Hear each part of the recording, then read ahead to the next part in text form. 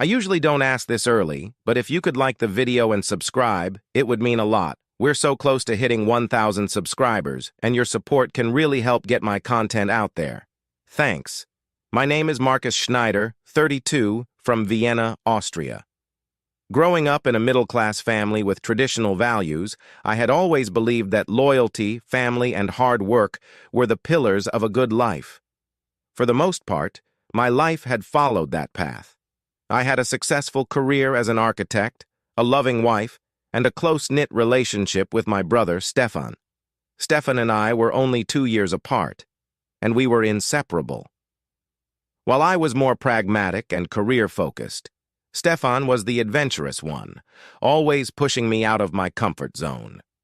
Even when we grew older, that dynamic remained unchanged.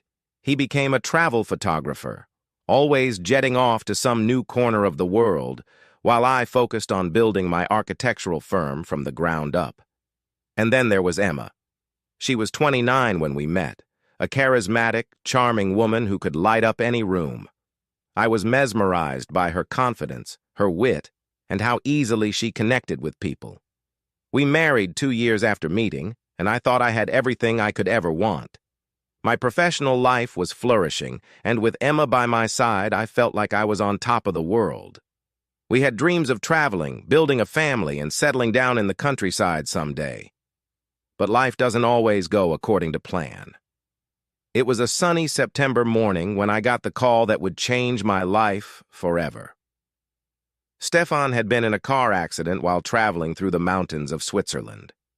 It was a rainy night, and his car had skidded off the road. By the time emergency responders arrived, it was too late. He was gone. The grief hit me like a ton of bricks. Stefan had been my rock, my best friend, and my confidant. Without him, it felt like I had lost a part of myself. My world suddenly became darker, quieter. I withdrew from social gatherings, stopped attending work meetings, and spent hours in solitude. I expected Emma to understand. I needed her to. She had always been so supportive, or so I thought. In those early weeks of grief, I leaned on her, but something felt off. At first, I told myself that maybe she just didn't know how to deal with my loss, that she was giving me space. But soon, her behavior became more puzzling. She stopped coming home early from work. Her phone was constantly buzzing, and she would guard it with her life, taking it with her even when she showered. When I asked her about it, she brushed me off with vague excuses. "Just work," she would say, or "I'm planning something special for us." But deep down, I knew something was wrong. It had been 3 months since Stefan's death, and I was still struggling to get out of bed most mornings. I had returned to work on a limited basis, but I was far from being my usual self. One night, after Emma had come home late again, I decided to check her phone. I had never done anything like that before, but the sinking feeling in my gut wouldn't go away. As I scrolled through her messages, my hands trembled. I found what I had feared. A string of texts with a man named Tobias Mueller, someone she had mentioned in passing a few times. He was an old university friend, or so she had said. But these messages were far from friendly. They were intimate, flirtatious, and explicitly suggestive. It was clear from the timestamps that they had been talking for months, even before Stefan's death. I couldn't breathe. The realization that my wife had been cheating on me while I was mourning my brother was too much to bear. I confronted her the next morning, hoping against hope that she would deny it, that she would say it was all a misunderstanding.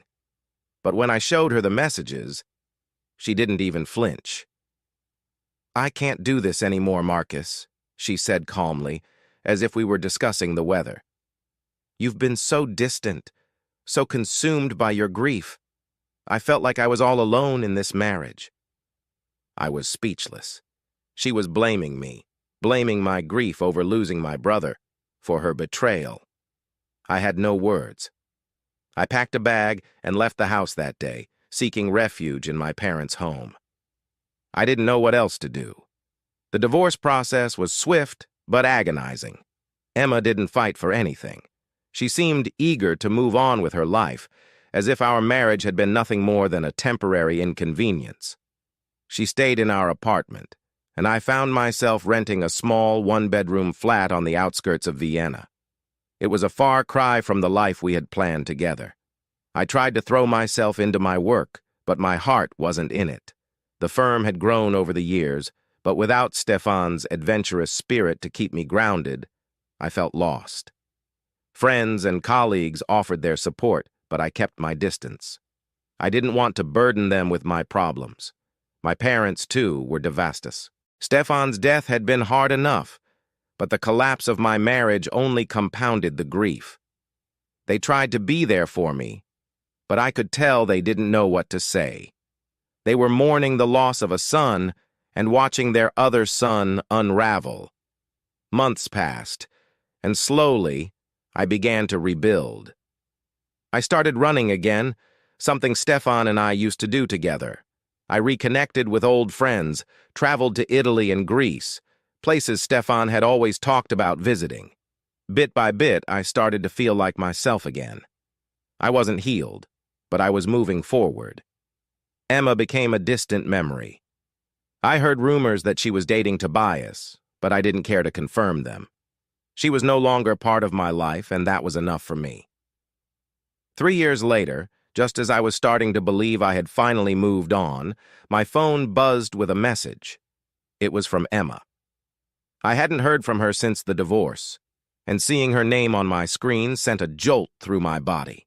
My heart raced as I opened the message. "Marcus, we need to talk. There's something you should know."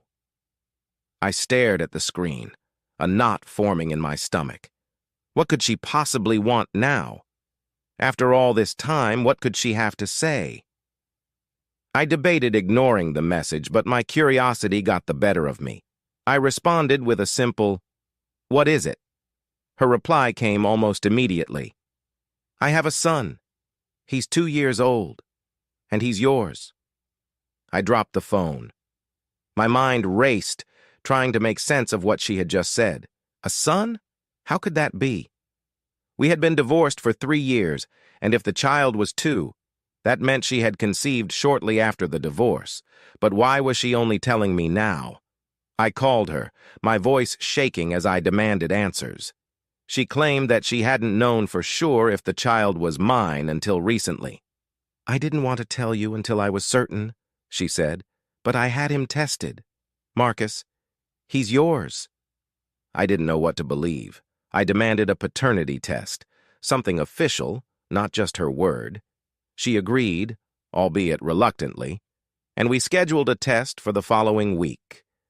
The day of the test was surreal. I hadn't seen Emma in years, and she looked different, tired, worn down, almost desperate. She wasn't the confident, vibrant woman I had once married. Now she seemed fragile, like someone who had been through her own trials. We met at the clinic, and she had brought the boy with her. His name was Lucas, and he had big, bright eyes that reminded me of Stefan. The resemblance was uncanny, and for a moment, I wondered if maybe, just maybe, this child could be mine. But the timeline didn't make sense. I tried to suppress the hope that was bubbling inside me. The hope that I could have a son, that maybe my life could have some meaning again. I tried to focus on the facts.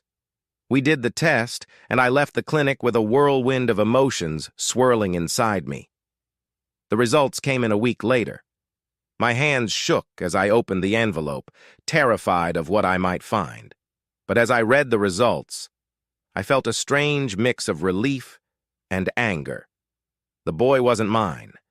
The anger came swiftly after the relief. Emma had lied to me again, had tried to manipulate me into believing I was the father of her child. Why? Was it guilt? Desperation? I would never know. But I did know one thing. I was done with her for good. I met with her one last time, telling her that I knew the truth and that I never wanted to hear from her again. She didn't fight me on it. She looked defeated, her once lively spirit now hollow. As I walked away from that meeting, I knew that I was finally free. The years that followed were not without their challenges, but I had learned something valuable. Life is unpredictable, and people will betray you when you least expect it. But that doesn't mean you have to carry the weight of that betrayal forever. I started focusing on my own happiness, my work, my family, my friends. I met someone new, a woman named Sophia, and for the first time in years I felt hopeful about the future. She was kind, empathetic, and had a way of making me feel whole again. Looking back, I realized that losing Stefan, Emma, and my sense of stability all at once was one of the hardest things I had ever gone through. But it also taught me that I am resilient, that I can endure, and that I can find joy in life again. Thank you for watching my story of heartbreak, betrayal, and ultimate redemption. If you've ever experienced something similar, remember that healing takes time, but it is possible. Life moves forward, and so can you. Have any thoughts or questions about the story? Drop them in the comments below. Don't forget to like, share, and subscribe for more real-life stories. Let's keep the conversation going.